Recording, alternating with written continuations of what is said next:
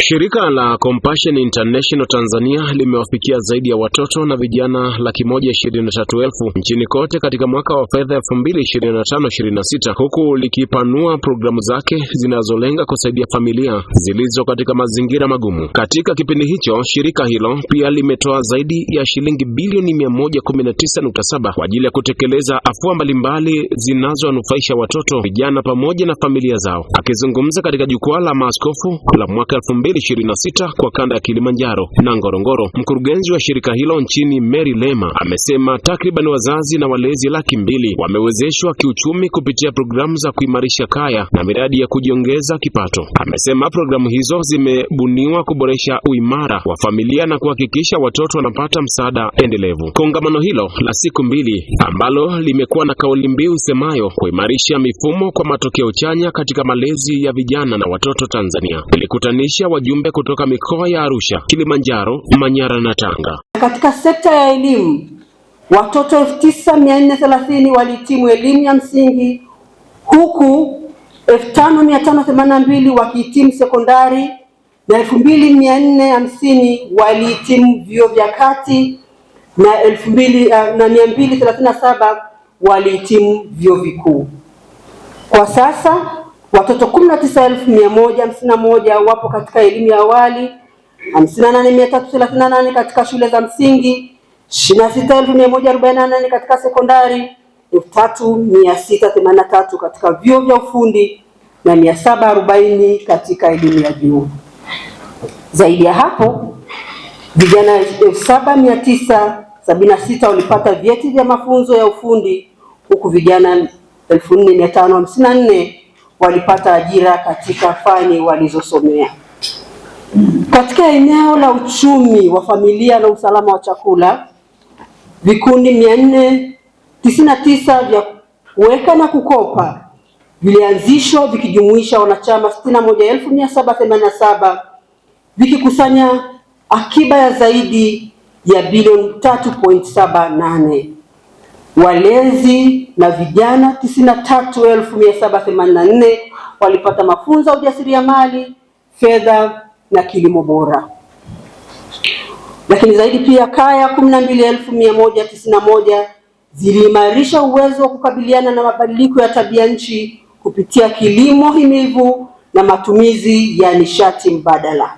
Daniel Henry Mono ni askofu wa kanisa la Kiinjili la Kilutheri Tanzania, Dayosisi ya Mwanga mkoani Kilimanjaro.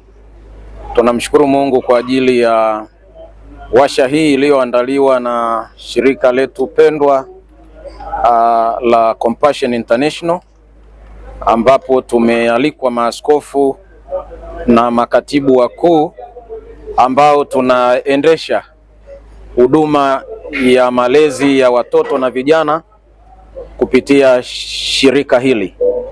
Nafasi ya kanisa katika kutekeleza huduma hii ya mtoto na kijana, kanisa ndiye msimamizi, ndiye mtekelezaji. Kanisa ndilo lenye watoto kule kwenye familia, kwa maana ya kwamba ndio washarika wetu, na kanisa lina wajibu wa malezi. Kwa hiyo Compassion International kama mshirika mwenza, yeye anawezesha rasilimali kwa maana ya fedha kidogo kwa ajili ya watumishi wanaoajiriwa, lakini fedha kwa ajili ya huduma kwa wale watoto. Wale watoto wanapatiwa vifaa vya shule, lakini pia wengine wanapatiwa hata masomo ya ziada ili waweze ku catch up katika masomo yao kule shuleni. Lakini huwa tuna program za Jumamosi, ambapo kila Jumamosi wale watoto wanafika kanisani, wanafundishwa, wanajengwa kiroho, lakini pia wanafundishwa ujuzi mbalimbali. Wengine wanafundishwa, nimeona wanapika maandazi, wengine wanashona, wengine wanajifunza ususi, vitu mbalimbali, kazi mbalimbali, ujuzi mbalimbali.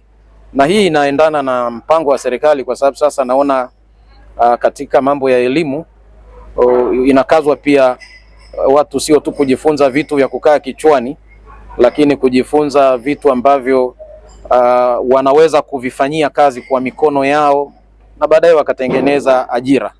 Askofu Oral Sosi ni mchungaji kiongozi wa kanisa la Bethel Christian Center la TAG, pia ni askofu wa jimbo la Arusha Mashariki. Compassion ilipokuja ni ajabu sana. Kanisa langu ni la kwanza kabisa. Alikuja bwana mmoja alikuwa anaitwa Shefarao Michael, na akaja kanisani kwangu kwa sababu tulikuwa na huduma ya watoto, na tukazungumza, na kuna jambo nilimwambia lilimgusa sana, kwamba Watanzania wanaishi kama vile hawana watoto, na ikampa mzigo, ndo akaanza hii huduma. Na kwa kweli tulianza na watoto ambao ni maskini wa masikini, watoto ambao wasingeweza kusoma, wengi walikuwa hawezi kupata matibabu, wengi walikuwa wana ustawi wote wa kijamii, yani wapo tu. Na zuri zaidi ni kwamba wengi walikuwa hawapati matibabu, lakini walipokuja watoto wakasoma, watoto wakatibiwa, watoto wakapewa fursa mbalimbali za kujumuika kijamii. Na kwa kweli ilisaidia, kwa sababu kwa miaka hiyo tuna sasa hivi wanasheria, tuna madaktari, tuna wanataaluma wengi ambao walipitia kwenye ule mradi na wamekuwa ni faida sana kwa taifa letu. Compassion wamekuwa wakiwasaidia watoto katika mikoa zaidi ya 21 na kufikia sasa wanaelekea katika mikoa 22. Kwa hiyo hao ni watoto wengi, na pia wametaja idadi ya watoto zaidi ya 120,000. Kwa hiyo hicho ni kiwango kikubwa cha watoto ambao wasingejua hatima ya maisha yao, na leo wengine wako chuo kikuu, na wengine ni walimu, na wengine ni mainjinia. Kwa hiyo kwa kweli ni jambo ambalo linatia moyo kuona kwamba mashirika kama haya yanaweza kuja nchini kwetu na kuweza kusaidia Watanzania na watoto wa Kitanzania.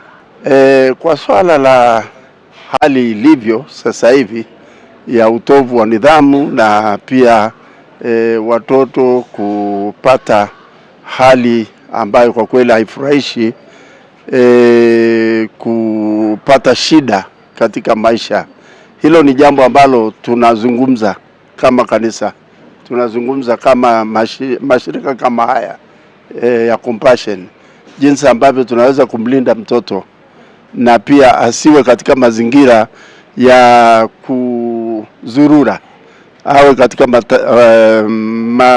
mazingira ya kutunzwa na wazazi, mazingira ya kutunzwa na kupata mahitaji yake. Mtoto anapokosa utunzaji, kwanza kupendwa na kupata family na pia kupata elimu, basi anapata nafasi ya kuzurura ili kwamba ajitafutie bila mpango, bila uangalizi. Na hivyo hapa tunajifunza mambo yote haya, viongozi wa kanisa na Compassion. Hasa ndio maana ya semina yetu hii ya Compassion na maaskofu, ili tuweze kumlinda mtoto asije akaingia katika mazingira magumu.